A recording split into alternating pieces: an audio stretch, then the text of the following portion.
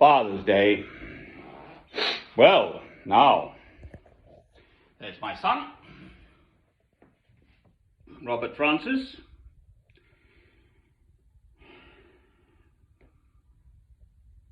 He's dead, of course. He committed suicide. At the age of 18, he'd be 29 years this year. And there's a tragic tale behind that. His mother was sexually abused by her own father, Mr. Eric Bruin, who used to train the SES to kill people. He worked in the RAF, etc., etc., etc. So I do get that false sexual relations between adults and children wreck people's lives. My mother was a maternity sister, i.e. looking after mothers and babies. She never knew that this grandchild. Actually, I've got an older brother in Harley Street in London. I was originally training as a medical doctor at Bristol University. He had a broken marriage, and the same. We never saw little Natalie either.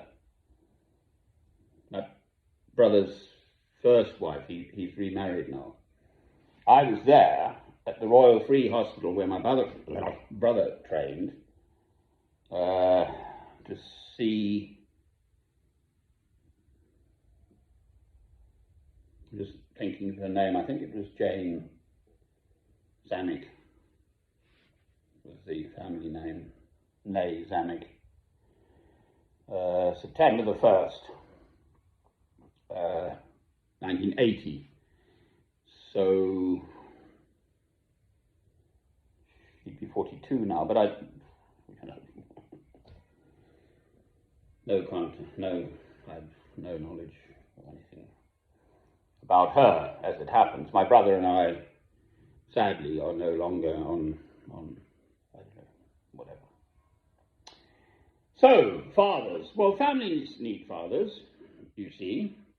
Yes, I know the woman bears the child for 9 months. But without...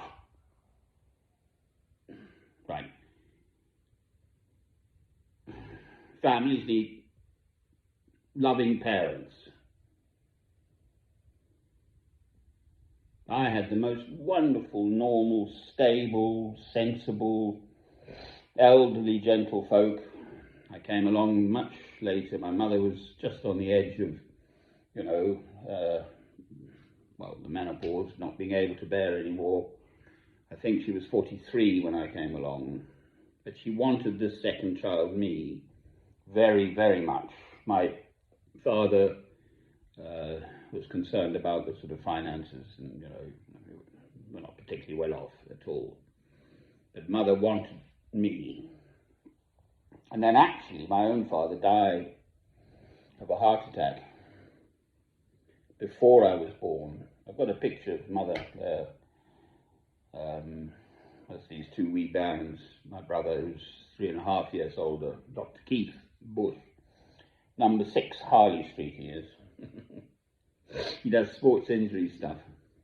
Top, sort of the ones I know, Glenn Hoddle, who's the captain of the English football, and Terry Marsh, the boxer fella. So he kind of patches them up. It's private. He's in Harley Street. So mega bucks.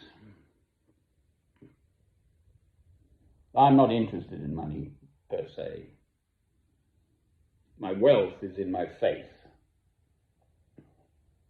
Amen. So, Father's Day, well,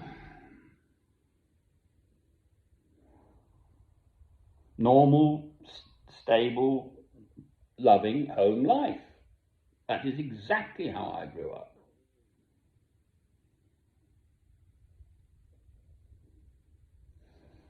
So, that is indeed a great blessing.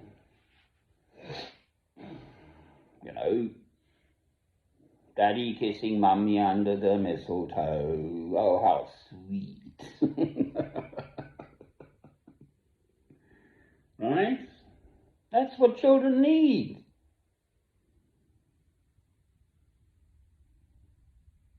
big hugs.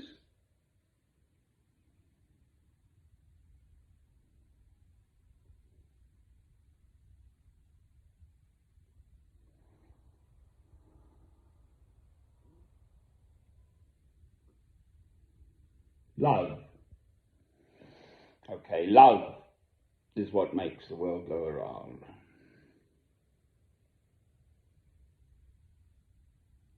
Not money. The quote is, money is the root of all evil. Sorry, the love of money is the root of all evil. That's the quote.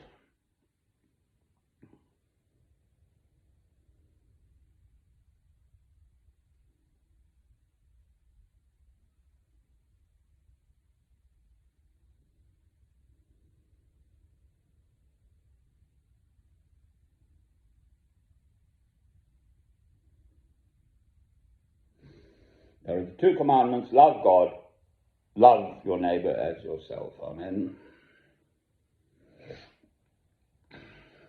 It's love that makes the world go around. I worked in orthopedics. This was at Edgware General Hospital, for instance, back in the 70s, probably, 1970s, and this child had hip dysplasia, so you have to put a sort of plaster on that it's a full body affair, and it splays the legs, and you put like a big rod, 18 inches, 20 inches, splaying the knees so that the hips grow into a better path. But you've got to lift them onto the loo and all of that and everything. They put this plaster on. The mother was there, obviously. And all calm and, you know.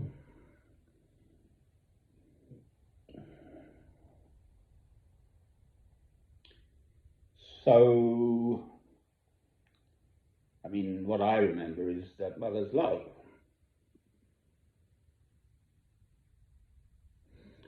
I didn't mention this earlier. I wanted to mention this about forgiveness. Right, it's one of the very, very few sermons I actually remember.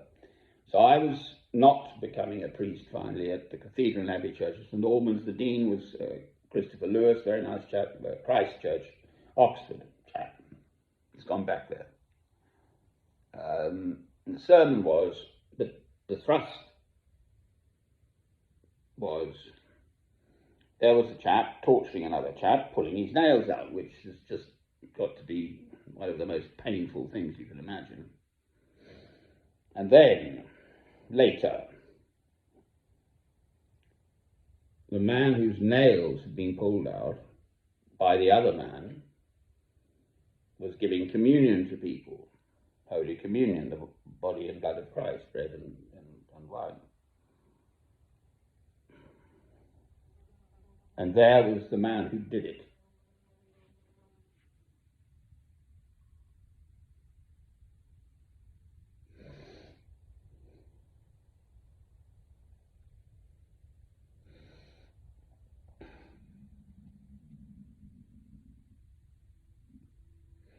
And he gave him communion.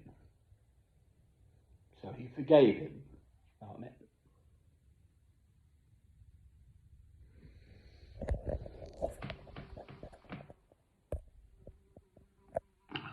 My only company fly.